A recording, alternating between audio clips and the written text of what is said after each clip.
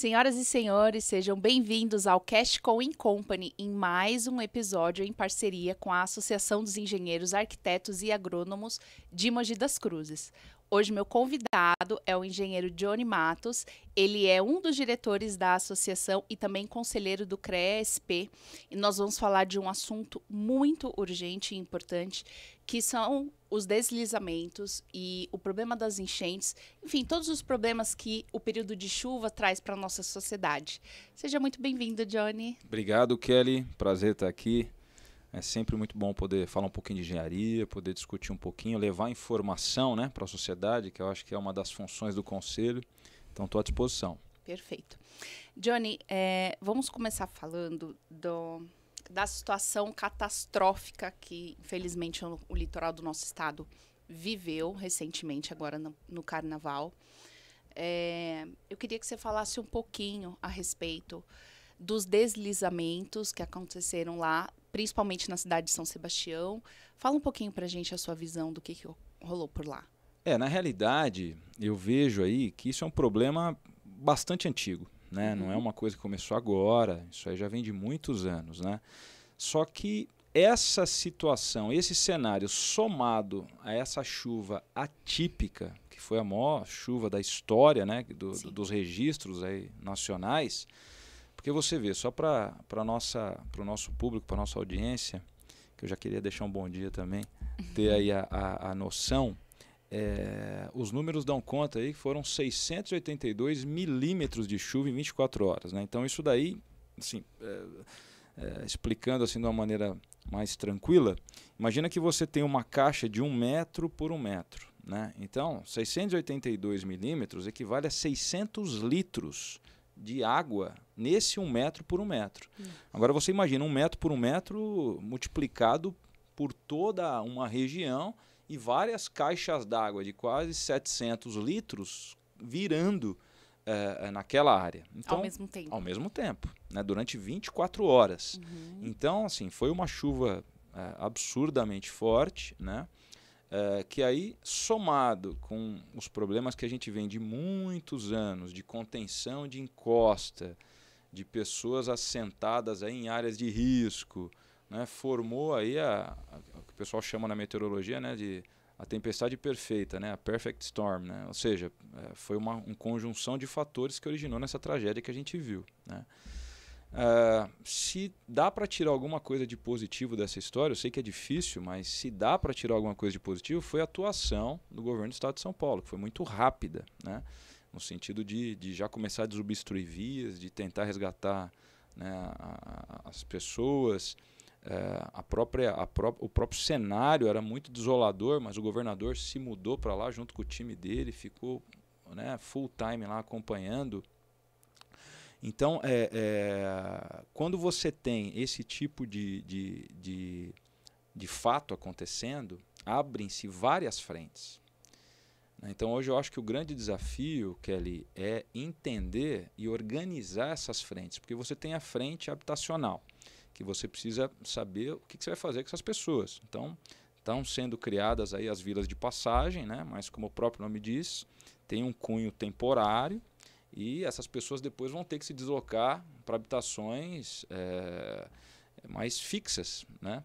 Então agora tem essa frente. Tem a frente também da contenção das encostas. Sim. Que aí você vai precisar fazer o quê? Você precisa fazer todo um mapeamento, né? E esse mapeamento, por mais que você tenha ferramentas aéreas hoje que te propiciam um mapeamento, as copas das árvores impedem que as fotos, os levantamentos aéreos sejam suficientes. Então você tem que ter equipe de campo lá. Essas equipes de campo vão ter que ir no local e fazer a sondagem do solo. Tem a sondagem simples, mas também tem aquela sondagem que é feita em rochas, né? Que aí precisa de sondagem rotativa, que precisa de um equipamento mais elaborado. Então só a sequência para a nossa audiência entender como é que seria uma frente nessa linha.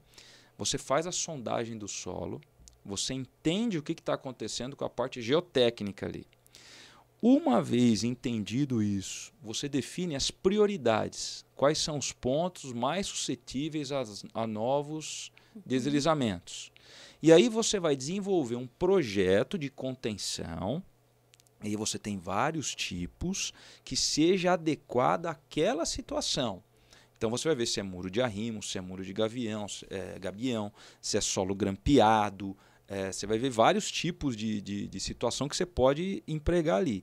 E assim, a engenharia tem essas ferramentas, existem essas ferramentas. Prova disso é que nós não tivemos nenhuma notícia de acidente parecido na rodovia dos Tamoios, na nova rodovia dos Tamoios, Certo. que acabou de ser feita e ela ficou suscetível ali à chuva, às chuvas intensas também. A gente não teve noção de nenhum, não teve notícia de nenhum E um deslizamento. projeto impressionante, né? Para quem dirige na rodovia, você fala, uau, como fizeram isso aqui, né? Exato. Então a engenharia ela tem ferramenta para isso, né? Custa. As obras de infra são caras. Infelizmente a gente vem de um histórico nacional, e não querendo particularizar para nenhum governo A, o governo B, o governo C, mas que a infraestrutura ela foi deixada para trás. Porque as obras de infra, Kelly, infelizmente, são obras que não aparecem. Exato. Né? O que aparece mais? Você fazer uma contenção de um córrego que está lá escondidinho, ou você asfaltar uma avenida ou várias avenidas, né? Politicamente, obviamente, aparece mais o asfalto, né? Porque o morador não sabe nem o que está acontecendo lá na margem, a não ser aquele que vive, né? Uma enchente, que vive aí uma situação desse tipo. Então, as obras de infra, né? Elas foram negligenciadas ao longo do tempo por vários fatores, que eu não vou entrar no mérito, mas agora o Estado de São Paulo tem a felicidade de ter um governador que é engenheiro civil, que conhece muito de infraestrutura, que atuou muito nisso no governo federal, com obras rápidas, obras baratas, utilizando até mesmo as Forças Armadas, né? Pelo menos o que foi aventado nas mídias foi isso. Então hoje a gente vê aí o povo paulista, eu acho que tem uma sinalização bastante positiva de que esse tipo de situação vai cada vez ser mais priorizada pelo governo. Mas aí voltando, uma vez identificado essas áreas, você faz as obras de contenção para travar, para que não tenha mais. E aí você tem que entender a drenagem, né? Tudo bem, eu faço obra de contenção, mas a água vai continuar caindo, a água vai continuar percolando. Então eu preciso fazer todo um projeto de drenagem para que essa água seja captada e levada para o local correto, que é o mar ali no caso, sem que haja nenhuma interferência, por maior que seja a chuva, com as pessoas ali do entorno. Então a gente entra também numa etapa que é ali de revitalização das orlas, porque você viu nas imagens, muitas orlas foram destruídas. As praias algumas praias continuam devastadas. Exatamente. Então, assim, você precisa fazer um projeto que contemple desde a contenção até a drenagem, né? E essa drenagem, esse plano de drenagem seja encaminhado passando pela parte de revitalização de orla. Então, usando exemplos aqui da região, a prefeitura de Suzano, né? O prefeito lá, o Rodrigo, que é engenheiro também, ele tem lá um secretário de planejamento que é técnico, que é o Elvis, assim como o Mogi tem um secretário de planejamento que é técnico também, que é o Cláudio Rodrigues. Então isso é muito bom, a gente ter técnicos, né, à frente das pastas técnicas, né? Isso é muito interessante. E no caso de Suzano, lá o prefeito ele fez um mapeamento, sob a coordenação do secretário Elvis, de todas as áreas de risco. Foi feito um levantamento, inclusive social, com a caracterização social das famílias que lá estão, para você poder entender a realidade delas e saber qual que seria o melhor local de assentamento delas. Uma vez feito isso, foi categorizada como prioridade técnica, aquelas que estão mais suscetíveis a cair ou não, né? E aí sim, agora a próxima etapa são projetos, né? Projetos técnicos para poder fazer a contenção dessas áreas. Paralelamente, foi feito agora um plano de drenagem, a prefeitura está trabalhando num plano de drenagem do município, justamente para poder desviar as águas ou encaminhar as águas para piscinões, de forma que não alaguem, não coloque a vida das pessoas em risco. Então, assim, o município ele tem muito a avançar com várias frentes técnicas, justamente visando aí a questão da infraestrutura, né? Perfeito. Bom, foi uma chuva histórica no país, choveu quase 700 milímetros em 24 horas. Isso. Só que 24 horas antes, a Defesa Civil do Estado emitiu um alerta que haveria uma possibilidade de chuva de 240 milímetros em 24 horas, que é muito. Que é um pé d'água. Vamos supor que tivesse caído apenas esses 240. Qual seria o tamanho do estrago? Olha, o problema é o seguinte. Independente de uma chuva de 600 ou uma chuva de 200, o solo ali, ele fica saturado, rápido. E o que significa um solo saturado? A água não capilariza mais pelo solo. Chega um ponto que, vamos imaginar, vamos desenhar um cenário aqui. Você tem o solo formado por rocha, depois você tem uma camada, sei lá, de 3, 4, 5 metros, aí varia de solo. Enquanto a água está percolando ali, está tudo certo. Só que a partir do momento que satura, que não tenha mais espaço para a água ali, a água chega na rocha, a tendência dela é descer. E na hora que ela desce, como está tudo cheio de água, desagrega ali o solo e começa a escorregar. Uhum. Se fosse uma chuva de 200 milímetros, eu acredito que os acidentes que aconteceram, né, os colapsos que aconteceram, a tragédia que aconteceu, poderia ser menor mesmo. Porque a chuva foi absurda. Mas você não poderia deixar de ter algum estrago. Porque o solo satura ali muito rápido. E aí você tem solo saturado no alto, solo saturado embaixo. A água não tem para onde ir. Uhum. E aí, Kelly, você falou do alerta da Defesa Civil. Um ponto que o Brasil ele tem que evoluir muito é nesse treinamento de pessoas que moram em áreas suscetíveis a esse tipo de situação. Sim.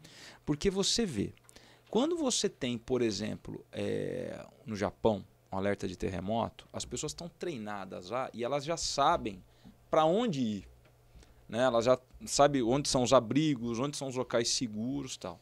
Aqui no Brasil, a gente não tem isso. Graças a Deus, a gente tem uma terra aí que não tem terremoto, né? Quer dizer, tem, mas não nos moldes dos outros países, né? A gente está bem no meio da placa, né? Não está no encontro das placas, né? Nos moldes da Cidade do México, os moldes de Tóquio, do Japão. Mas lá o pessoal é mais treinado, porque eles têm mais chance de passar por isso. Aqui no Brasil, não. Então falta, acho que a gente evoluir também nessa questão de treinamento. A Defesa Civil deu alerta, né? As pessoas já têm que saber para onde ir, porque muitas pessoas foram pegas no translado, né? Na hora que elas estavam saindo de um lugar para ir para outro, falou, poxa, minha casa aqui está correndo risco, deixa eu ir para outro lugar. Na hora de sair, elas foram pegas por aquele mar de lama misturado com água, tudo. Então, eu acho que a gente tem que evoluir nesses dois pontos. E até uma discussão que gerou agora do tipo de comunicação desses alertas, porque parece que foi emitido um alerta que a Defesa Civil não quis causar um pânico na população, mas também não informou o suficiente. E eu estava até lendo uma entrevista de um professor da USP, ele falando exatamente disso. Primeiro que 24 horas é muito pouco tempo para você deslocar famílias e famílias, centenas de famílias de um ponto, de um local de risco para sabe-se Deus aonde, né? Mas as emissões de alerta da Defesa Civil, elas não são obrigatórias. A população precisa se cadastrar. E há essa discussão agora de haver essa obrigatoriedade de, inclusive, as companhias telefônicas forem embutidas nessa discussão, de todos receberem esses alertas para que eles pudessem tomar alguma precaução. Qual você acha que vai ser o legado dessa tragédia para o Brasil?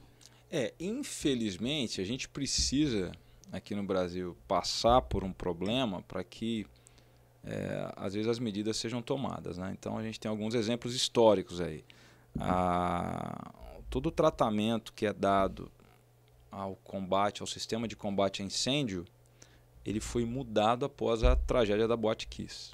Exato. Né? Então precisou ter uma Boate Kiss para alterar toda a sistemática de tratamento que O edifício Joelma também trouxe algumas coisas, né? Trouxe. Então, quer dizer, a gente vai passando por fatos que vão aprimorando as leis até dar uma apertada e falar, não, precisa disso. Né? E surtem efeitos, né? Porque em que pese toda a tragédia que foi o que aconteceu na Boate Kiss, graças a Deus a gente não tem visto outros fatos parecidos. Você vê incêndio em empresas, A gente teve até reunião ontem na associação, e a associação está contribuindo, né, com a lei de uso e ocupação do solo aqui de Mogi, né?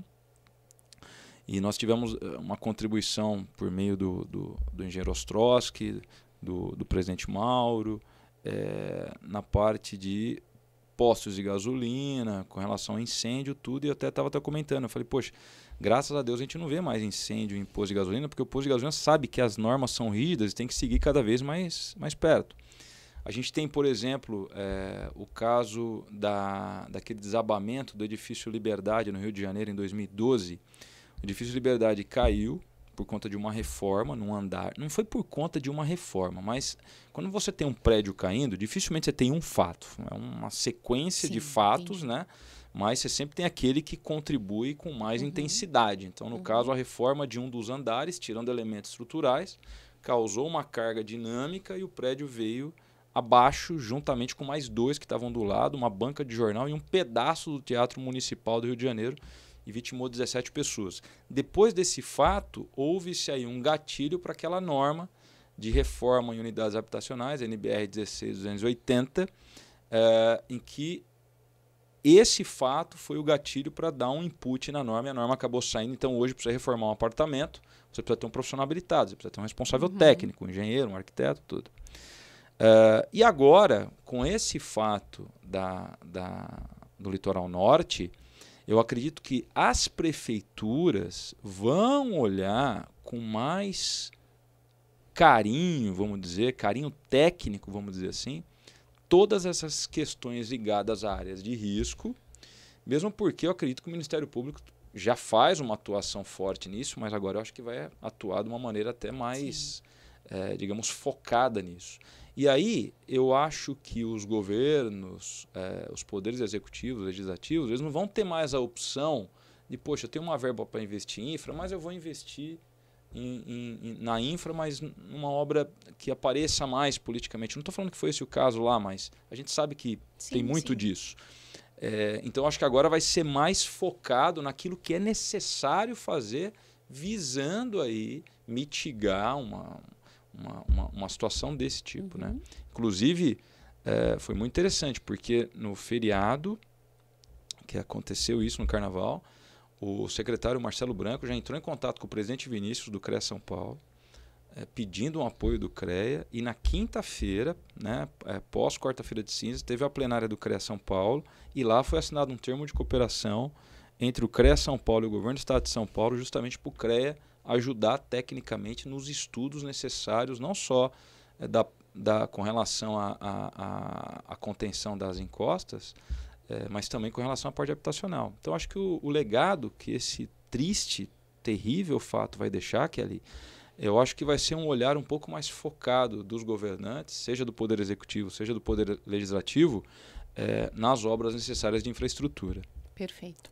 Você citou a atuação do município de Suzano neste projeto. Um projeto como esse, que o prefeito Rodrigo tem feito lá, qual que é o prazo para que a gente possa ter isso redondo para a população, digamos assim? Depende muito do volume de áreas a serem mapeadas. Eu sei que lá em Suzano, por exemplo, eles mapearam acho que em torno de 40 e tantas áreas de risco, né? Quando você vai, por exemplo, eu tive conversando com o engenheiro Ricardo Leão, que até pouco tempo era secretário de obras lá na prefeitura de Ipoá. Ele falou para mim que lá em Poá, por exemplo, acho que eles tinham 19 ou 20 áreas de risco, né? Um município menor tem menos áreas de risco. Eu não sei os números aqui de Mogi, não sei os números de Ferraz de Vasconcelos, mas depende muito, Kelly, do número de áreas a serem mapeadas e do grau de agressividade de cada área. E, fundamentalmente, depende do quê? De verba. Porque você precisa de verba para fazer esse mapeamento, você precisa de verba para fazer os projetos e depois você precisa de verba para fazer as obras. Então, é fundamental que haja um trabalho aí. Assim, eu não sou aqui, também não vou falar que o prefeito tem que fazer, porque a gente sabe que há uma questão aí de recurso disponível para tanto, né? Não tem dinheiro para fazer tudo. Mas é importante que as prefeituras façam aí uma categorização em termos de prioridade. Definidas as prioridades, óbvio, você não consegue resolver tudo, mas você consegue resolver aquelas que são mais emergentes, né, que tem mais pessoas envolvidas. E quando a gente fala de emergência, e aí o trabalho social é fundamental, quando a gente fala de emergência, é emergência não só do ponto de vista de engenharia, mas do ponto de vista de pessoas envolvidas. Porque eu posso ter uma encosta que está em situação de instabilidade, mas não tem ninguém morando nem em cima nem embaixo. Então aquilo pode esperar um pouco. Mas eu tenho uma outra encosta que não está tão periquitante do ponto de vista técnico, mas você tem um contingente populacional muito grande ali em volta. Então essa eu tenho que atacar. A outra está mais suscetível de cair, mas não mata ninguém se cair. Essa aqui se cair mata, então eu preciso atacar essas. E aí a engenharia é fundamental. E a gente tem um documento, né, na engenharia que a gente sempre defende que a população peça não só para esse tipo de caso, mas também para qualquer obra de engenharia, que é a RT, Anotação de Responsabilidade Técnica. No CAL tem outra nomenclatura, né, tem a RRT, que é o Registro de Responsabilidade Técnica, mas no caso do CREA, que é a RT, esse documento é de suma importância. Tanto é que em Brumadinho, né, não vou entrar no mérito da questão de Brumadinho aqui, de quem é a culpa, de quem não é, mas fato é que quando aconteceu o Brumadinho, foi colocada uma CPI para analisar Brumadinho. O presidente da Vale, que era a empresa responsável pela obra, foi ouvido na CPI. Mas quem foram presos? Os 2 engenheiros responsáveis que tinham RT. E eu não estou entrando no mérito agora, se eles tinham responsabilidade ou não. Mas o fato é que eles foram presos porque eram os 2 que tinham RT. E a importância tamanha desse documento, né, a responsabilidade, que o presidente Vinícius baixou lá um ato criando RT social, no caso do Litoral Norte. Então, para as obras envolvidas na calamidade do Litoral Norte, a RT ela tem um preço, ela tem um valor simbólico, acho que é R$1 e alguma coisa. Que bacana. Né? Então, justamente para que os profissionais possam atuar, não ter um custo expressivo com relação às RTs necessárias, mas são necessárias. Você precisa ter mapeado as responsabilidades técnicas. E aí a gente entende que a RT ela é boa não só para a sociedade, para poder saber quem é o responsável técnico por aquela obra, mas também para o profissional, para ele poder ter garantida a participação dele naquela obra, naquela intervenção de importância, para entrar no currículo técnico dele, no histórico dele, aquela atuação. Então é importante que a sociedade sempre, em obras de engenharia, agronomia, de geociências de uma maneira geral, de tecnologia, peçam para o profissional a RT e seja executada por um profissional habilitado. Perfeito. Qual é a atuação do CREA aqui no Alto Tietê com relação aos problemas que a gente tem com o acúmulo de águas, das drenagens, das frequentes enchentes que a gente vive, e a cada ano que passa parece que chove mais e os problemas só aumentam. Como que você vê esse cenário nos últimos anos aqui na região do Alto Tietê? Olha, a partir da chegada do presidente Vinícius no CREA São Paulo, o Vinícius chegou em 2016, né? Então só para você ter uma ideia de evolução da atuação do CREA. Quando o Vinícius chegou, em 2015, foi um ano que antecedeu a chegada do presidente Vinícius, o CREA realizou no estado de São Paulo 29 mil ações de fiscalização, né, no estado de São Paulo inteiro.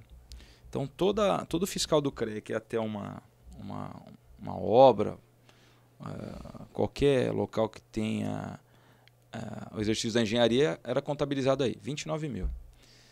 29 mil colocava o CREA São Paulo em posições modestas em relação aos CREAs do estado inteiro. Então, o Vinícius ele falou, não, a gente precisa fiscalizar, porque quando o CREA fiscaliza, o CREA garante que a sociedade tenha um profissional habilitado à frente das atividades que envolvem risco, né? Então, visa a proteção da sociedade. Então, para você ter ideia, Kelly, da evolução, né? Ano passado, nós passamos de 400 mil atividades de fiscalização. Então, olha o salto. Sim. De 29 mil em 2015, 2022, mais de 400 mil. né, atividades de fiscalização, e a meta para esse ano eu não vi ainda, mas a engenheira Maria Edith, que é a superintendente de fiscalização, ela deve estar com números próximos de 500 mil, porque o Vinícius ele sempre vai apertando cada vez mais. E aí, nesse sentido, com a fiscalização atuando mais, a gente tem as forças-tarefas focadas. O que é uma força-tarefa do CREA São Paulo? Cada município tem sua peculiaridade. Então, por exemplo, você vai fazer fiscalização na área de engenharia lá no ABC, você vai focar mais na indústria automobilística, posto de gasolina, né, que é a realidade. Você vem mais para Mogi das Cruzes, você tem muito loteamento, área rural, né, tem uma área urbana aqui expressiva com prédios, tudo. Então, cada um tem a sua peculiaridade. Você vai para Campinas, é mais engenharia agronômica, né, e assim vai. Então o CREA foca nisso para poder ser assertivo. E aí o CREA faz um trabalho junto com as prefeituras, porque as prefeituras, Kelly, é que tem os mapas de calor da onde estão sendo executadas mais atividades de engenharia. Então o CREA senta com as prefeituras e fala, olha, como é que a gente pode ser útil aqui para ajudar vocês na fiscalização? Uma prova disso foi que Suzano, esse final de semana, fez aí uma fiscalização em loteamentos irregulares, e o CREA foi junto. Então tinha um condomínio já comercializando lotes em área de preservação ambiental, e o CREA foi junto, porque pode ter profissional envolvido, esse profissional é encaminhado para a comissão de ética do CREA, então tem todo esse trabalho. E além disso, o CREA fomenta, inclusive financeiramente, as associações de engenheiros e arquitetos dos municípios para que elas possam dar cursos de capacitação para os profissionais, para que eles possam atuar também de uma maneira mais calibrada com as demandas de mercado. Então, a associação é um braço do CREA São Paulo, e a associação também pode ser um braço da prefeitura. Porque a prefeitura, quando ela vai discutir temas técnicos, quando ela chama a associação para discussão, a associação meio que vira um escudo para o prefeito, do tipo, olha gente, esse assunto ele é necessário porque foi discutido dentro de um fórum com especialistas, que é a associação, e a gente decidiu priorizar isso, porque do ponto de vista de engenharia, está aqui as razões técnicas discutidas dentro da associação, é mais interessante. Então o CREA fomentando a associação, formando termos de cooperação com as prefeituras, atuando em forças-tarefas. A ideia é que a gente consiga mobilizar a sociedade em várias frentes, mostrando não só a importância de ter um profissional habilitado à frente das atividades, mas também mostrando aí que é necessário para a própria proteção da sociedade. E o que o profissional tem com isso? Porque é muito melhor, por exemplo, um profissional saber que tem um conselho atrás dele que está cuidando para que o serviço que o profissional executa só seja executado por alguém habilitado. Porque vamos pegar a minha realidade, eu sou engenheiro civil. Quando eu dou um preço para fazer alguma obra, é muito interessante que o meu preço seja comparado com o preço de um outro engenheiro civil, e não de alguém que não tem preparo para isso, dando aquele preço para fazer uma intervenção, né? Aliás, esse alguém nem pode fazer essa intervenção, mas a gente sabe que a sociedade acaba, infelizmente, ainda às vezes priorizando aquilo que é mais barato, né? E não vê as consequências futuras. Então, e além disso, vou até dar um spoiler aqui, o CREA está com um projeto aí de estabelecer coworkings, escritórios de coworking no estado inteiro, bacana, utilizando as associações. Né? Então, estou até dando um spoiler aqui, não sei se o presidente vai ficar bravo comigo, mas essa é a ideia do CREA, para que o profissional, por exemplo, que está em trânsito no município, ele saiba que ele tem uma associação, ele é um profissional registrado no conselho, ele possa ir à associação para atender um cliente, para fazer um orçamento. Né? Depois que ele sai de uma reunião, ele precisa preparar algum documento, ele vai ter lá uma internet, vai ter uma impressora para imprimir, ele vai ter lá um café, ele vai ter um ar-condicionado para trabalhar tranquilamente. Então, o CREA quer dar essas condições para que o profissional possa ser cada vez mais assertivo na atuação dele. Perfeito. Além desse termo de cooperação que o CREA fez com o governo do estado, dessa atuação extremamente ativa que vocês estão lá no Litoral Norte, a gente ainda continua aqui em cima da Serra do Mar com os problemas relativos às chuvas, ao acúmulo de águas. O que a gente pode esperar daqui para frente, para a região, com essa atividade do CREA em conjunto com as prefeituras, nesse sentido, Johnny? Olha, eu acredito que os prefeitos, né, por exemplo, a gente tem termos de cooperação.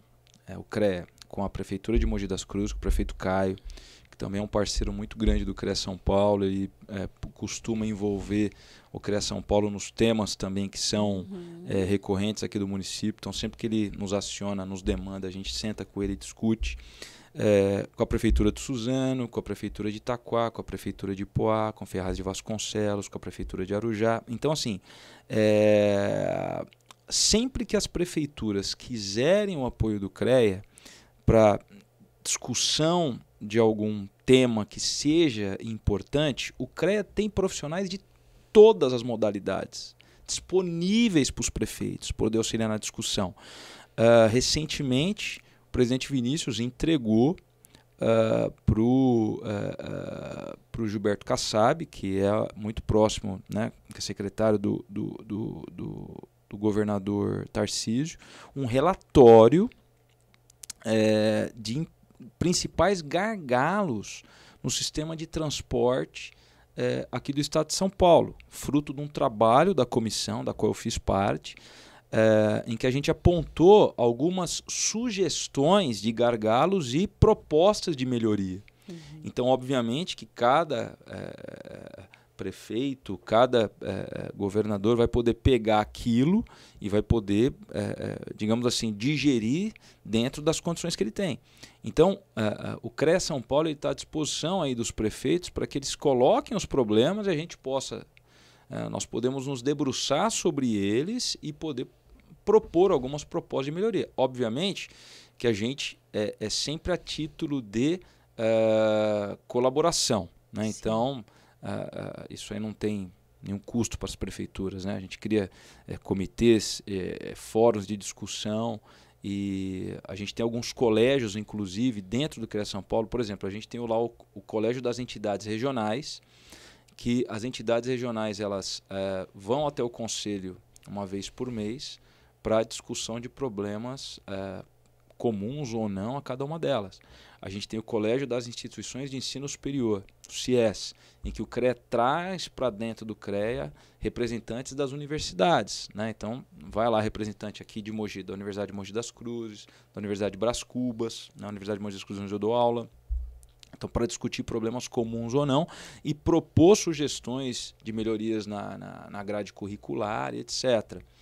Além disso, nós temos, Kelly, as chamadas CAFs, que são as comissões auxiliares de fiscalização, que são compostas por inspetores que são moradores dos municípios. Então, a CAF ajuda o CREA na fiscalização. Então, como esses profissionais fazem parte aí do município, eles percorrem o município e sabem onde está tendo uma obra, onde não está. Então, auxilia. Olha, CREA, vai lá naquela região que está tendo muita obra de condomínio lá e a gente... Então, nós estamos desconfiados que não tem profissional habilitado lá. Então, o CREA vai lá e participa. E essas CAFs, ela é formada por inspetores e esses inspetores participam dos colégios regionais. Então, eles são chamados para colégios determinadas áreas. Esses colégios propõem soluções. Então, por exemplo, ano passado nós tivemos várias reuniões nesses colégios sobre a temática das cidades inteligentes. E aí a gente entra no tema da infraestrutura. Uma cidade inteligente não é uma cidade que tem internet disponível na praça para a população. Uma cidade inteligente é uma cidade em que os setores se comunicam, né? Então, por exemplo, aqui a gente tem uma cidade que está muito avançada nisso, que é São José dos Campos, né? Cujo o nosso hoje vice-governador, o Felício Helmuth, foi prefeito lá e ele pôde implantar, pôde tocar, pôde dar continuidade a várias políticas nessa área. Então, para você ter ideia, tem alguns fatos em São José que eu acho incríveis e sempre gosto de comentar quando eu tenho oportunidade. Quando você vai no shopping em São Paulo, por exemplo, você quer parar num estacionamento, você entra no shopping, você vê aquela luzinha verde, vermelha, você não precisa ir até a vaga para ver que ela está disponível, você vê de longe, né? Em São José dos Campos você tem um aplicativo, então tem sensores nas vias, então quando o cara para o carro lá, o sensor detecta a presença do carro, então você entra no aplicativo, você já sabe que naquela rua você tem X vagas ocupadas, X vagas, não, ali dá para parar, você não precisa até a rua para ver se tem vaga ou não, né? Então você tem frota de carros elétricos, você tem outras medidas ligadas à câmera, segurança. Esses dias eu tive na Praia Grande, eu fiquei impressionado, Kelly, com um sistema de segurança da cidade. Né? Lá ninguém entra e ninguém sai na cidade sem ser detectado. Né? Scanner de face, o sistema lá de monitoramento, tem inteligência artificial que detecta se uma pessoa está com comportamento ensejando algum tipo de atitude suspeita. Então, se um carro nunca parou na frente da sua casa e começa a parar todo dia, esse carro pode estar de olho em alguém numa atitude suspeita. Então, esse carro com certeza vai ser abordado, né, para averiguação. Eu vi uma cena lá na Praia Grande que o responsável passou para a gente, que eu fui dar uma palestra lá, eu acabei assistindo a palestra anterior e foi justamente sobre isso. Para você ter uma ideia, tinham 2 ciclistas vindo na ciclovia, juntinhos. Em determinado momento eles se separaram, mas continuaram indo na mesma direção. Aí a câmera pegou isso como uma atitude suspeita. Falou, pô, eles estavam juntos, de repente eles se separaram. E aí as câmeras ficaram neles. Então, conforme eles iam indo, ia trocando de câmera, mas sempre focando neles. E um deles foi lá e subtraiu o celular de um senhor que estava no ponto de ônibus. Estava distraído com o celular na mão, o cara passou e levou. Antes dele chegar no final da praia, uma viatura já abordou, né? Já travou o rapaz lá, travou os dois, porque eles estavam juntos.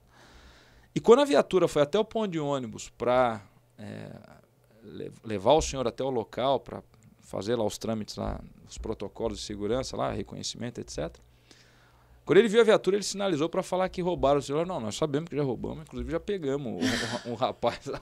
Entendeu? Gente, que sonho isso! Pois é, eu fiquei impressionado. Então, assim, isso na Praia Grande. Então, a gente tem aí a engenharia, Kelly, propicia ferramentas. E o tema cidades inteligentes não é só um jargão que é bonito, falar minha cidade. Não, uma cidade que tem todos os conceitos de cidade inteligente implantados. Você tem transporte, que fala com segurança, que fala com coleta de lixo, que fala com destinação de resíduos sólidos, que fala com políticas de drenagem urbana. Você sabe quando aquele piscinão está enchendo, você tem um sistema que já muda a água, o fluxo da água para outro piscinão. Então, assim, você tem tudo funcionando em prol da população. Aqui em Mogi tem o privilégio de contar com um secretário, que é o Cláudio Rodrigues, que eu já citei ele antes, e o Cláudio ele enxerga muito bem isso. Então, os projetos para serem aprovados aqui em Mogi tem toda uma logística. Então, vai aprovar um conjunto habitacional ali. Isso partiu de discussões também dentro da associação. Né? Olha, ali vai ter que ser feito, mas a gente precisa pôr um equipamento da saúde, a gente precisa colocar um equipamento escolar para atender essa população, para que o morador que vá morar ali não tenha que rodar 20 minutos para comprar, por exemplo, um cadarço de um tênis. Não, ele pode comprar do lado dele, não precisa pegar o carro e ir até o centro da cidade. Então, tudo isso tem que ser pensado. Porque isso gera custo para o município, não é só para o cidadão. Você trava vias, né? Você trava vias. Você trava vias, e aí as pessoas passam mais tempo dentro dos transportes, as pessoas demoram, a viatura para ir numa ocorrência, uma ambulância para ir numa ocorrência não consegue chegar, né? Porque está tudo travado. Então, isso é pensar a cidade. Então, cada vez mais a gente precisa da engenharia, da boa engenharia, atuando em cidades inteligentes.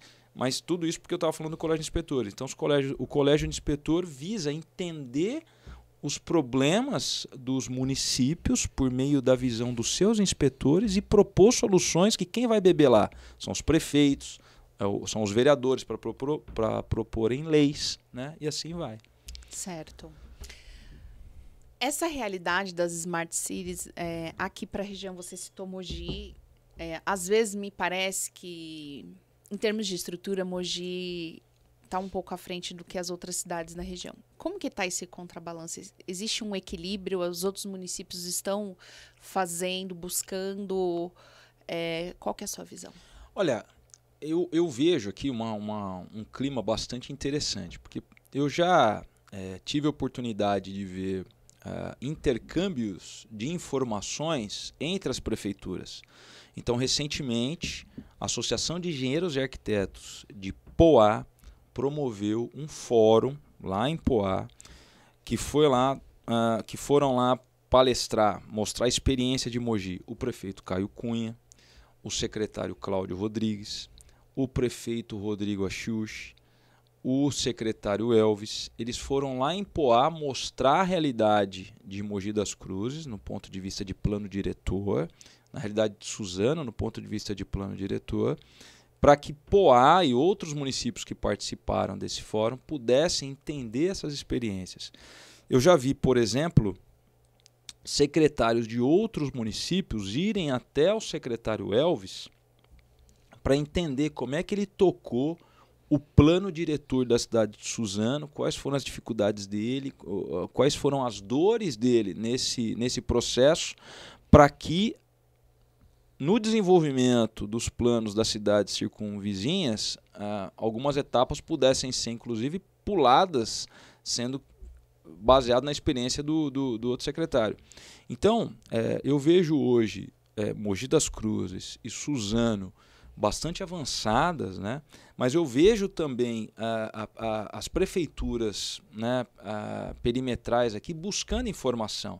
Então, por exemplo, lá em Itaquá tem o secretário Alexandre, que ele conversa muito com o secretário Elvis e propõe medidas parecidas para Itaquá. Então, o que eu vejo que ali hoje, visitando algumas prefeituras da região, é uma vontade muito grande de fazer dar certo por meio das experiências de outras prefeituras. Então, no quesito plano diretor, no quesito planejamento urbano, a gente vê aí Suzano e Mogi realmente um pouco à frente, né, das outras prefeituras, mas ao mesmo tempo eu vejo as prefeituras também com uma vontade enorme de querer buscar informação nessas duas.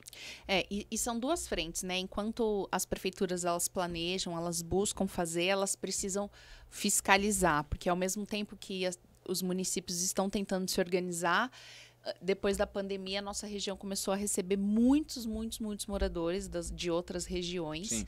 E o que a gente vê são, principalmente no quesito das construções, muitas construções irregulares, em área rural, principalmente. Eu que sou moradora da cidade de Arujá, quando você vai para a zona rural, você volta dali a 15 dias, já tem uma outra casa sendo construída e um barranco que você olha e fala, como que sobe um carro aqui quando chove?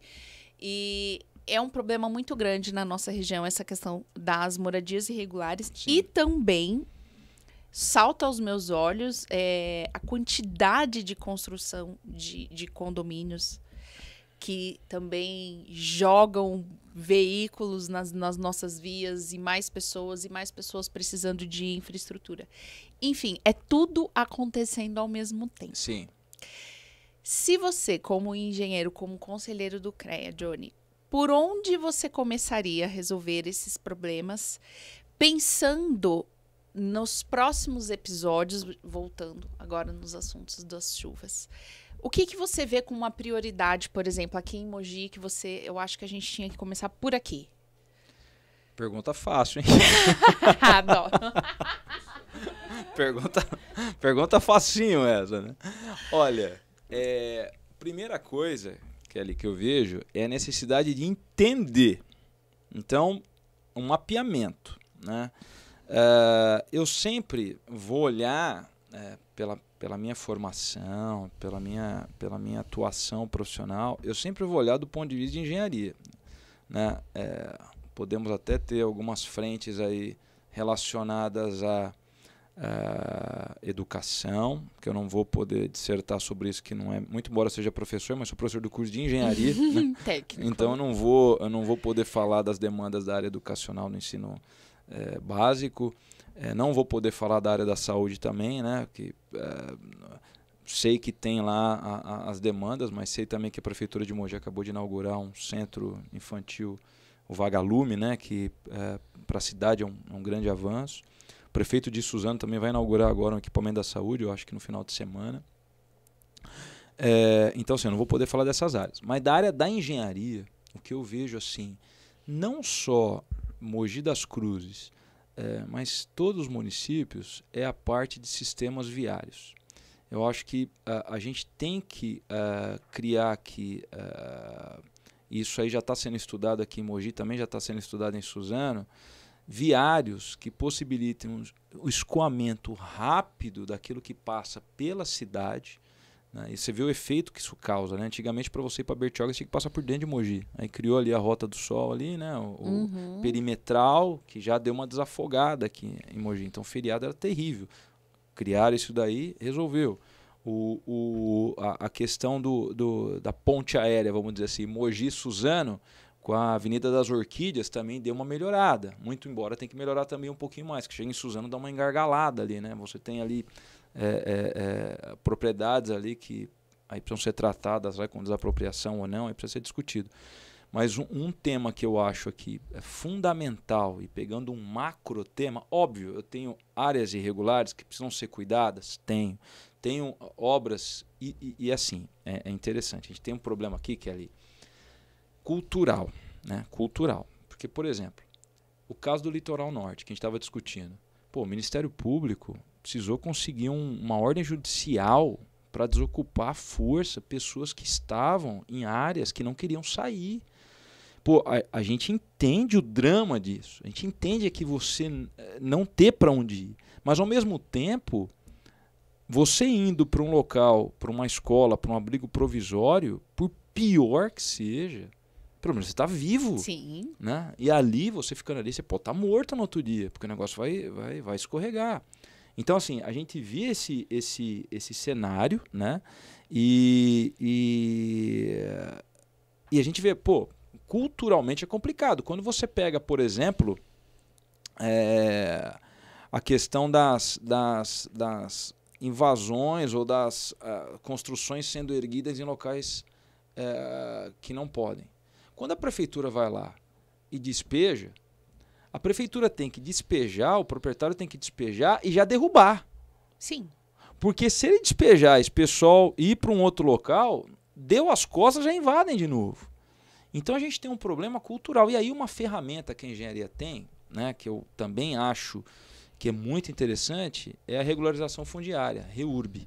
REURB também é um serviço de engenharia que deve ser feito por profissionais habilitados. O CREA São Paulo tem um comitê de REURB que vem desenvolvendo uma cartilha, vem desenvolvendo um trabalho bastante interessante. Inclusive, eu também estou nessa comissão. Então, junto com a engenheira Caroline, que é a coordenadora adjunta, a gente, mais todo o time que está lá, o Nino de Rio Pardo, o Marcelo de Bertioga, é todo um time que vem, a Laís lá de Mogi Guaçu, é todo um time que vem para poder compor, trazendo ideias da região para a gente poder ser assertivo. Então, hoje, respondendo a sua pergunta, eu vejo 2 pontos aí bastante emblemáticos. A questão dos sistemas viários, a engenharia pode se debruçar sobre isso e fazer bons projetos, propor bons projetos para as prefeituras. E aí, quando você fala em sistema viário, não é só abrir rua, é você abrir avenidas, você criar sistemas de captação de esgoto, sistemas de drenagem, você qualifica uma área que antes não era vislumbrada como uma área habitacional, e ali você cria opções para as pessoas. E juntamente com o REURB, porque a pessoa que mora num local que ela tem a sua escritura, ela tem ali, ela vê o terreno dela como sendo um terreno legal, né? É uma identidade, é uma raiz que ela cria ali. Então eu atacaria esses 2 pontos, e aí eu nunca vou poder deixar de abrir mão também das residências em áreas que não podem ser feitas, em residências com áreas de algum tipo de periculosidade. Algumas prefeituras têm aquela ATIS, né, Assessoria Técnica para as obras de interesse social, que a prefeitura ela cria programas para que profissionais possam assessorar as pessoas ao construir as suas residências, né? E esse profissional seria custo zero para a pessoa, quem bancaria, a contrapartida seria as prefeituras.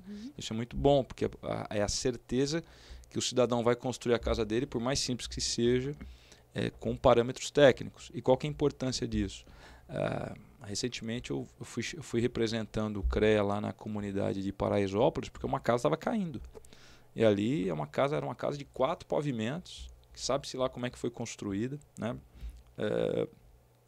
E estava caindo e teve que interditar todo o entorno, né? Então você vê, é um problema sério, né? Mas eu focaria nesses pontos. Johnny, mas eu fico me perguntando assim, como que a gente resolve? Porque todo problema de estrutura vira um problema social no Brasil, né? Eu fico imaginando assim, os moradores lá de São Sebastião. Você olha para a costa sul, quando você passa de carro, quando você vai pela orla da praia, não tem para onde. Você olha para o lado da serra, não tem onde construir. Bem limitado, né? E, ao mesmo tempo, nós lotamos as praias. Nós vamos para lá para consumir. A praia, o litoral, ele precisa de pessoas, inclusive, para trabalhar para os turistas. Isso. Como que a gente resolve essa matemática? Exatamente. Aí que entra a importância do mapeamento, porque é o seguinte, muitas vezes, Kelly, o cidadão se estabelece em determinada área pela facilidade que ele vai ter ali de transporte até o local do trabalho. Então não vai adiantar eu tirar o cidadão da onde ele está e colocar ele a 40 quilômetros do local de trabalho dele sem ter um transporte adequado, sem ter uma estrutura mínima para ele. Porque ele não vai querer. Ele não vai querer. Ele pode até querer no primeiro momento, mas depois, passado o tempo, a poeira baixou, ele vai acabar voltando para lá. Porque, né? Olha, me mandaram aqui, mas não criaram nenhum sistema de transporte para me trazer aqui para o local de trabalho. Eu trabalho aqui. Eu preciso trabalhar. As pessoas precisam viver. Então, é um plano macro. Não é só você achar um local para colocar essas pessoas, é achar um local e dar condição para que elas fiquem lá. Então são obras assim caras, são intervenções caras, porque você precisa levar o cidadão lá, colocar rede de esgoto, rede de água, sistema de transporte, ponto de ônibus, precisa colocar ali uma unidade básica de saúde para um atendimento inicial, né, que depois tem que ir para uma UPA ou para um hospital. Você precisa colocar escola, precisa colocar creche. Porque o cara tá lá, ele precisa deixar... O casal trabalha no setor de turismo. Eles têm um filho pequeno. Sim. Não tem quem deixar o filho, então precisa ter uma creche ali. Né? Então, assim, não é uma solução pontual. Soluções pontuais, elas podem resolver num primeiro momento. Então, por exemplo, vou ter que tirar esse pessoal daqui porque eu não tenho onde pôr. Aí o governador teve uma sacada. Vamos usar o setor hoteleiro, o Estado paga. Legal. O Estado paga. Enquanto a gente não resolve aqui a situação, bacana. Só que não dá para esse pessoal ficar o resto da vida no hotel. Sim. Então vai ter que criar uma situação, uma vila de passagem. Beleza. Mas enquanto isso eu tenho que construir casa para eles e tenho que construir o quê? Creche, escola, UBS. Né? E aí a gente precisa do apoio do governo do Estado, precisa do apoio do governo federal. Né? É importante isso.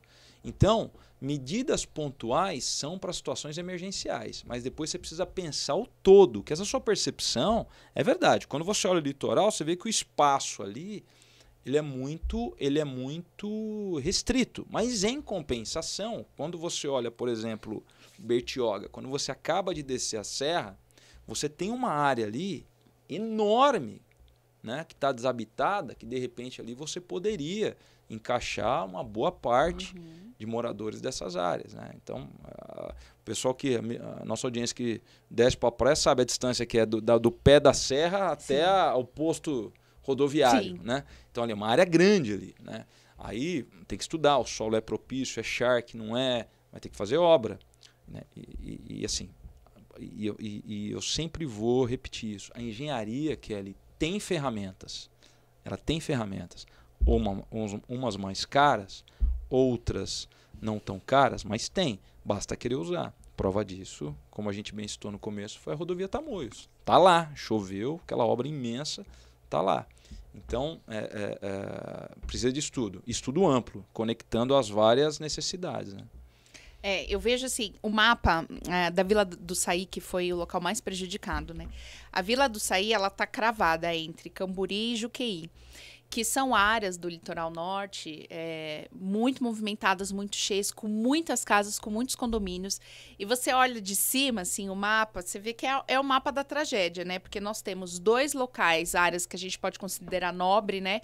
Camburi, Juqueí, e um morro encrostado, assim. E a água parece que desceu, assim, no morro. E é uma área relativamente distante do centro, tanto de Bertioga quanto de São Sebastião.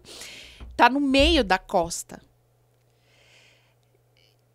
É muito, para mim ainda é assim, pensar É querer demais da população que ela tenha consciência de que ela tem que andar 40, 50 minutos num ônibus, numa via com muito trânsito sempre, para que ela não more perto do serviço dela. Eu não consigo... É um desafio. É um desafio. É um desafio. Não, concordo contigo.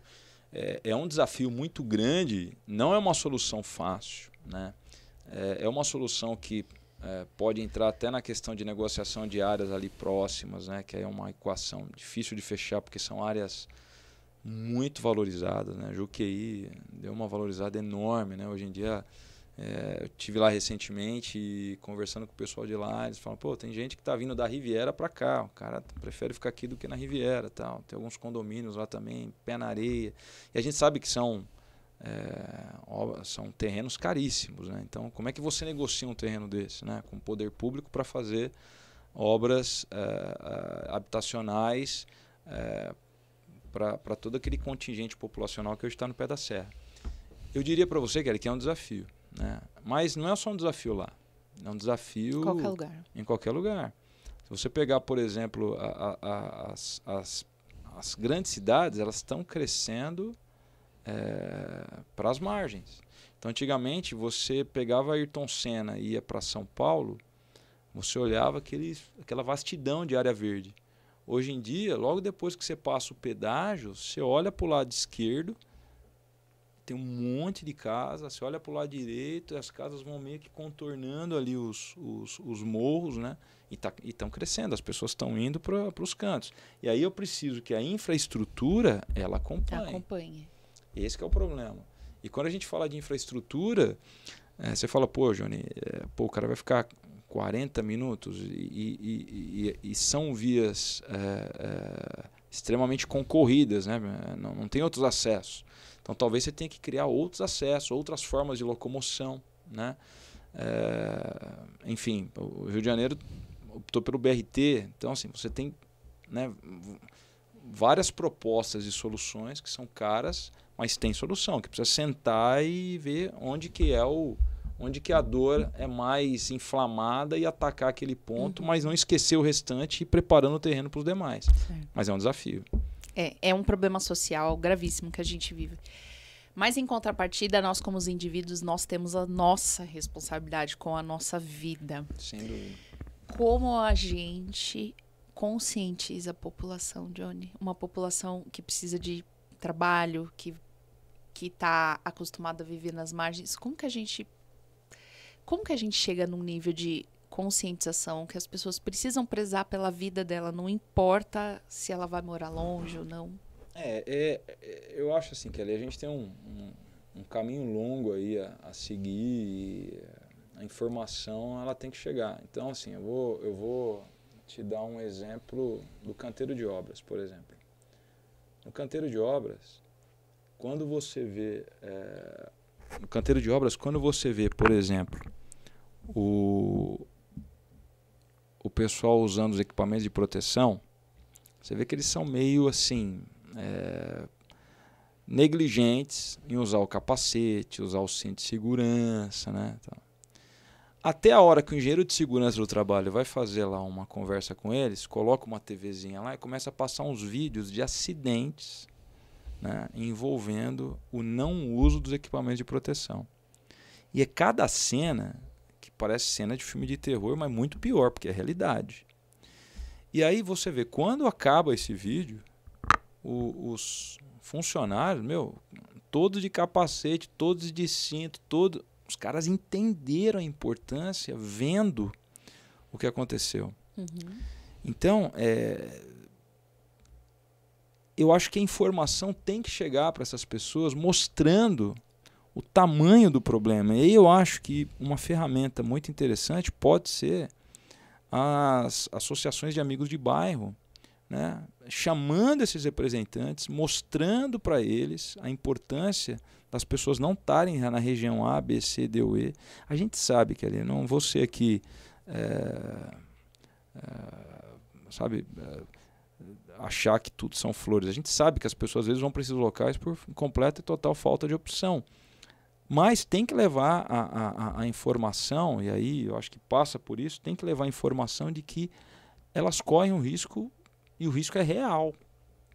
Então, acho que as comunidades e amigos de bairro, os vereadores de cada bairro, acho que tem um papel importante, sabe? Acho que a gente não pode deixar esse tipo de situação ficar esquecida. Você tem que pegar as imagens disso, os números de mortos, de feridos, desabrigados, e deixar isso aí cada vez mais evidente e mostrar para as pessoas o risco que elas correm, né? Então, acho que você, no seu papel de comunicadora, os jornalistas, né, a comunicação é fundamental. O presidente Vinícius ele deu um input muito grande na comunicação do CREA São Paulo, porque é isso que faz com que as pessoas percebam a importância da engenharia. Eu acho que nesse sentido a gente pode pegar também esse link e enfatizar a comunicação para tentar chegar num grau de consciência cada vez maior. O CREA e a associação, como entidade de classe, vocês podem atuar com o terceiro setor, com as entidades de bairro, para levar esses ensinamentos, essas informações? Palestras, tudo. O CREA, assim, é importante a gente levar, porque tem até alguns fatos aí. Recentemente eu falei sobre esse assunto também numa outra entrevista, e eu até comentei, falei, olha, você que mora numa área de risco, você tem que ficar atento em época de chuva. Se começa a aparecer muitas fendas naqueles taludes, naqueles morros, se você vê que as árvores estão ficando meio tortinhas, aqueles bambuzais estão ficando meio tortinhos, era retinho, está meio torto, porque pode estar tendo ali um descolamento, uma movimentação de terra ali, e é tudo muito lento até a hora que desce de uma vez. Então já fique esperto, qualquer problema, chame a Defesa Civil, chame o CREA São Paulo, né, para a gente poder dar uma direcionada nisso. Então o CREA pode atuar junto do terceiro setor, o CREA pode atuar junto aliás, já tem vários termos de cooperação com o Ministério Público, com a JUSCESP, com a Junta Comercial, justamente para levar a informação, a própria OAB, né? Então a ideia é levar cada vez mais a informação para os pontos aí onde ela não chega. Então o CREA pode sim.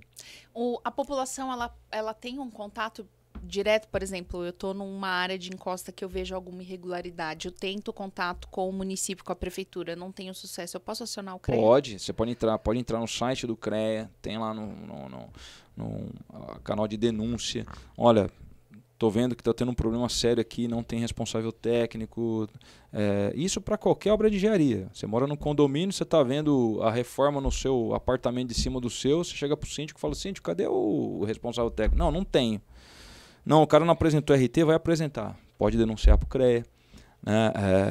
Qualquer obra de engenharia que eventualmente não haja um responsável técnico, ou qualquer situação envolvendo uma obra de engenharia, ou um talude, ou um morro, que você está vendo que vai dar um problema, pode denunciar para o CREA.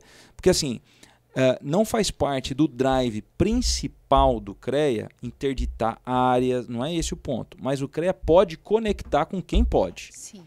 Você entendeu? Então vamos supor, o CREA tem um canal direto com o Ministério Público, tem um canal direto com várias prefeituras. Então o CREA pode chegar, por exemplo, nas prefeituras e pedir. Falar, olha, Defesa Civil, a gente está indo fazer uma vistoria na área tal que chegou uma denúncia para a gente, vamos com a gente? Aí a Defesa Civil indo junto, aí ela pode efetivamente tomar uma atitude lá assertiva. Mas pode denunciar para o CREA sim. Aliás, deve, quando vê uma situação desse tipo. Perfeito. O CREA, ele tem algum material que a população possa... folheto, panfleto, algo do tipo que seja acessível, que a gente possa divulgar? Tem os canais de comunicação do CREA, Instagram, Facebook, e o CREA tem um canal no YouTube chamado TV CREASP. Então lá tem vários vídeos sobre as mais diversas temáticas, tem as palestras que o CREA São Paulo desenvolveu ao longo de todos esses anos. Como eu disse, o presidente Vinícius ele focou muito na comunicação, né? Então hoje o CREA ele tem uma comissão de comunicação e marketing dentro do CREA São Paulo, tem o departamento de comunicação que é capitaneado lá pela Priscila, pela Bianca. Então assim, tem todo um time voltado a produzir conteúdo não só para os profissionais, mas também para a sociedade, né? Para poder mostrar a importância e quais são as opções em casos que envolvam a engenharia, agronomia e geociências. Tem sim. Inclusive, é um material que professores podem usar nas escolas, né? Sim. Porque eu acredito muito na próxima geração. Na geração dos nossos filhos, Johnny, eu acredito que eles vão chegar na maioridade com muito mais consciência. com muito mais preparo, e creio que isso é um material que pode ser utilizado nas escolas. Sim, certo? sem dúvida. Se você pegar, por exemplo, teve um CREA Capacita de 3 semanas atrás, que quem deu a palestra foi o professor Godoy, que é professor da UMC, falando de patologias e edificações. Então esse assunto é interessantíssimo. Começa a aparecer rachadura na sua casa, ele já dá um norte do que pode ser. Então a palestra dele foi muito interessante e pode ser replicada essa palestra no canal do YouTube do CREA, inclusive para alunos de outros cursos. E também foi lá um engenheiro também falar sobre uma norma novíssima que acabou de sair, que é a garantia de obra, porque a gente sempre teve um vácuo que é ali muito grande do que é garantia de obra e o que não é garantia de obra. Até então, as garantias eram pautadas muito pela jurisprudência de casos similares decididos judicialmente. Mas aí sai uma norma de garantia. Claro, ela não consegue abarcar 100% de tudo que existe em construção, mas ela pega uma boa parte, principalmente os pontos principais, caixilho, pintura, e ela vai dissecando esses pontos. Então, essa foi uma palestra que foi dada sobre a norma, que aquele professor que dá aula de construção civil no curso de engenharia, de arquitetura, ele pode pegar essa palestra e passar para os alunos. Falar, vamos ouvir hoje sobre garantia de obra. Então, esses elementos do CREA servem inclusive para capacitação. E eu acredito em você também. Hoje o meu filho ele tem uma possibilidade de acesso a conteúdos muito maior do que eu tinha. E qual que é o nosso desafio, Kelly? Da mesma maneira que ele tem opções de desafio, de acesso para conteúdos úteis, o desafio é restringir também, porque ele tem acesso a muita coisa que é ruim. Muita coisa que não vai agregar, né? Então cresce por um lado, mas também cresce por outro. Então o nosso desafio como os pais, você com seu filho, eu e minha esposa, a Patrícia com o João Carlos, é a gente poder canalizar isso aí para o bem. Eu acho que o desafio é esse, né? Inclusive, essa movimentação da associação de produzir esses materiais tem esse cunho educativo.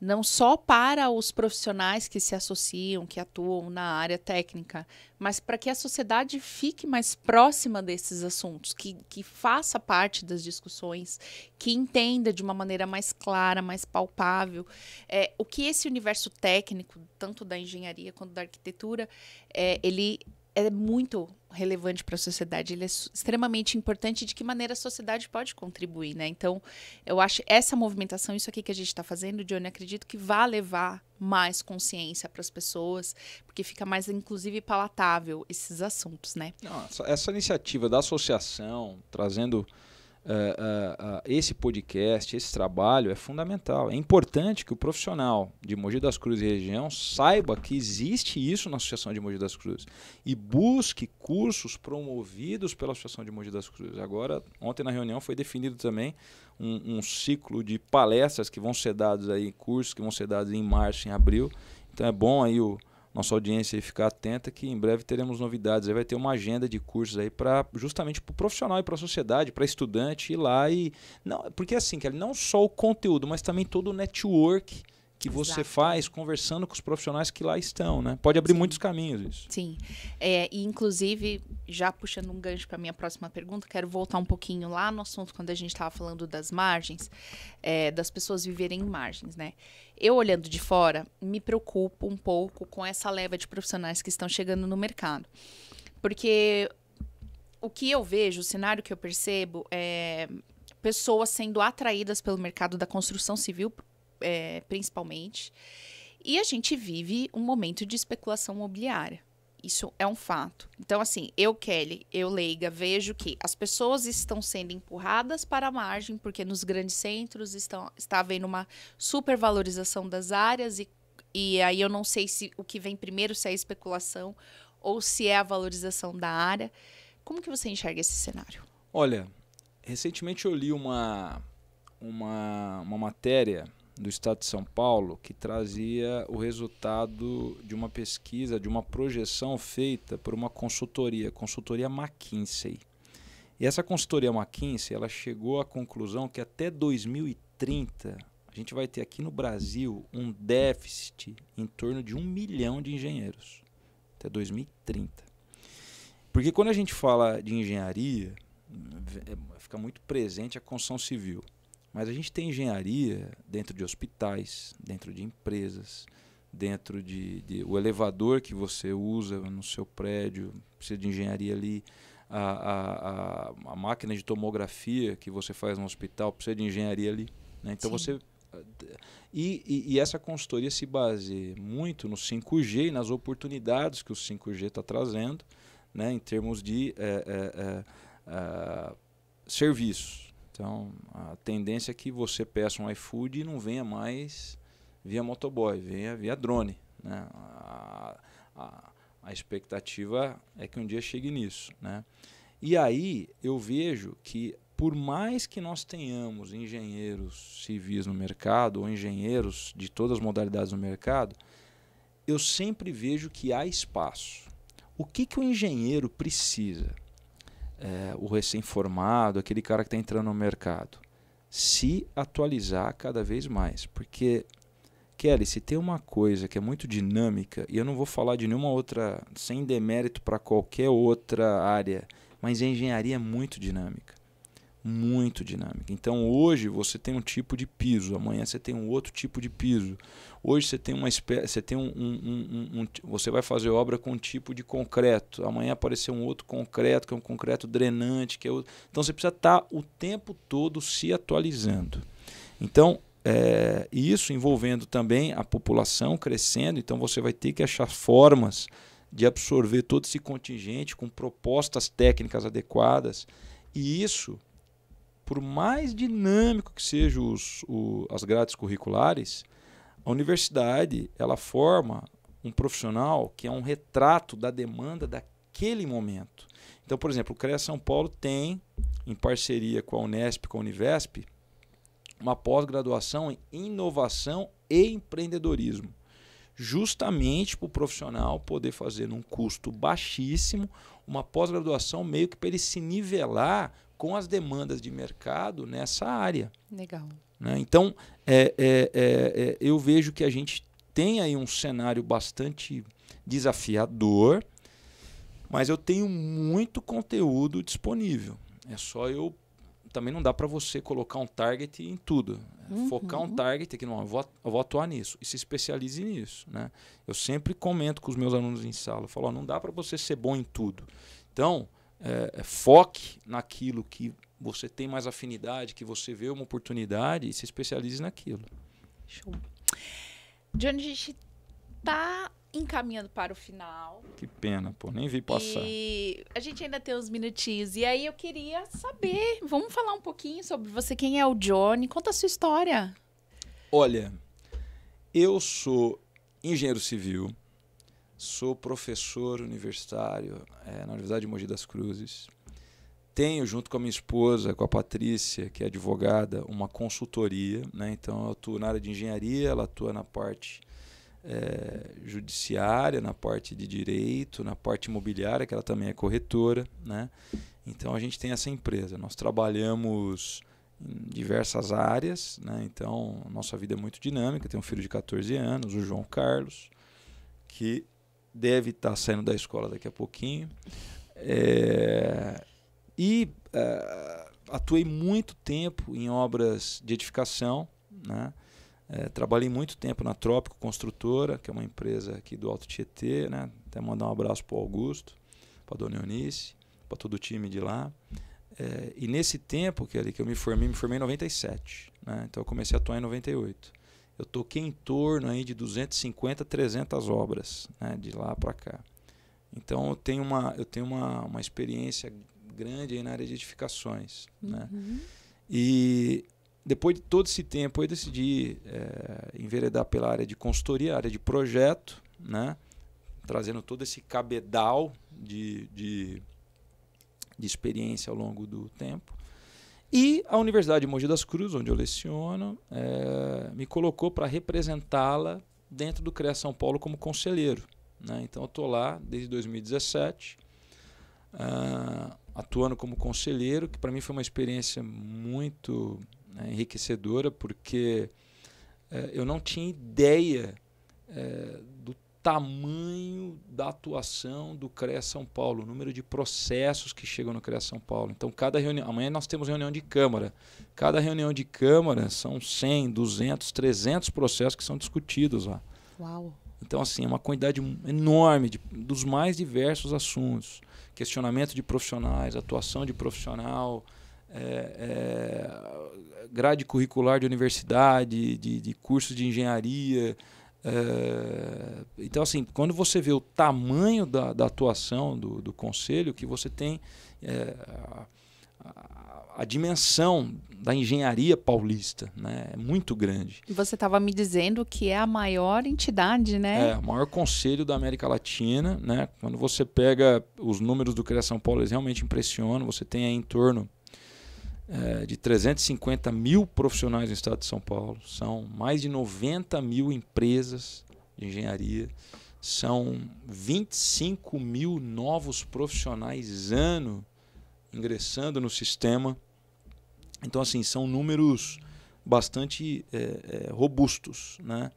E assim, por isso que eu te falo, a vida é uma sequência de aprendizados. Então, por exemplo, minha formação é de engenharia. Então, eu sou um cara muito cálculo, né? Cansei de tomar bronca da Patrícia pela falha em formalizar as coisas. Ela é do direito. Então eu conversava com ela, olha, conversei com o empreiteiro tal, acertamos isso. Ela falou, tá bom, onde está escrito isso? Né? Aí eu falei, pô, eu esqueci esse detalhe, né?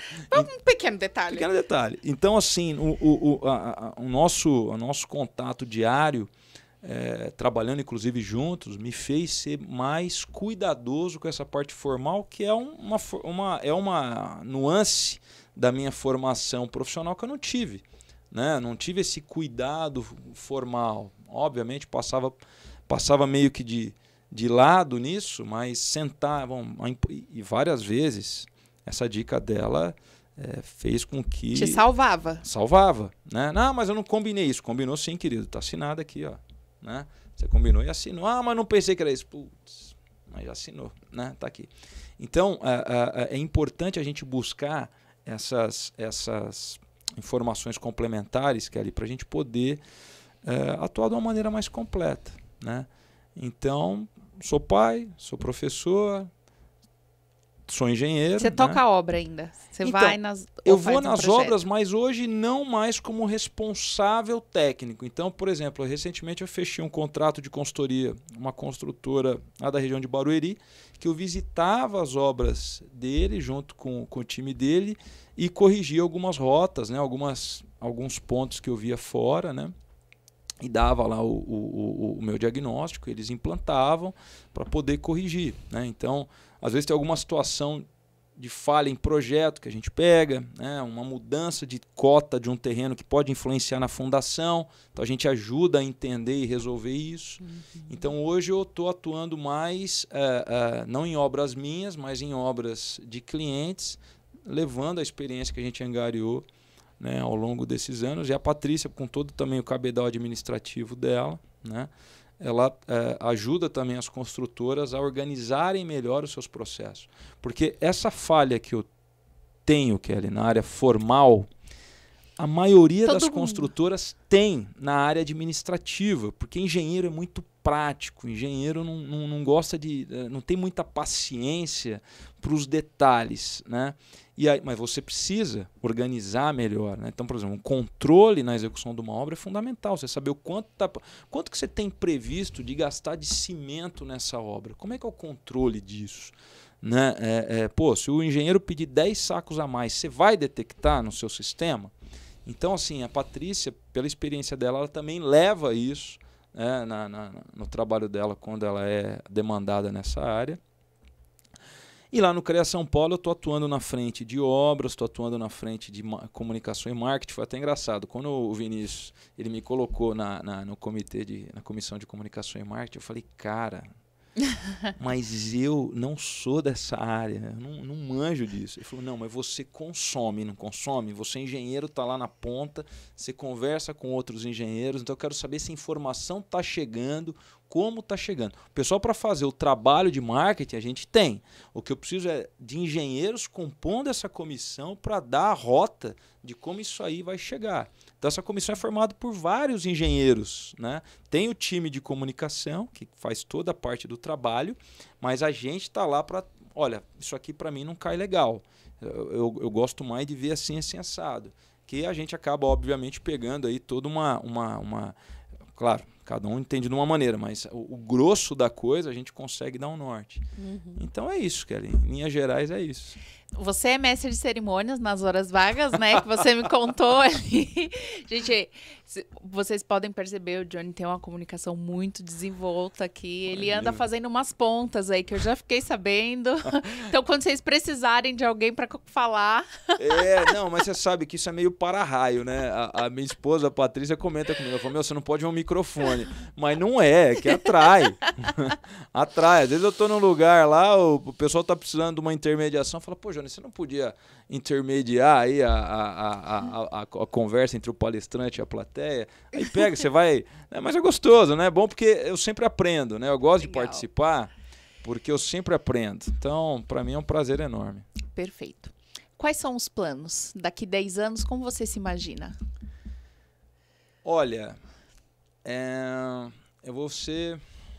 Eu não costumo, Kelly, fazer planos assim tão pensar em planos tão longos, né? Eu tenho uma visão da vida que é assim, o que eu quero é poder trabalhar cada vez melhor, né? Porque eu tenho uma visão que eu acho que quando a gente trabalha bem, quando a gente busca excelência naquilo que a gente faz, eu acho que a gente se aproxima de Deus. Eu acho que Deus nos fez para a gente ter a nossa missão aqui.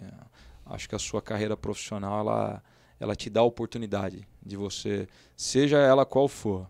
Eu acho que tem um santo que eu costumo seguir da Igreja Católica, que é São José Maria Escrivá, que é o fundador do Opus Dei, que ele fala o seguinte, que descascando batata, uma pessoa pode se aproximar de Deus. Quando aquele trabalho é feito com amor, com carinho, buscando fazer o melhor, né? Então, o que eu quero, o que eu peço, o que eu rezo todo dia é para Deus continuar me fazendo...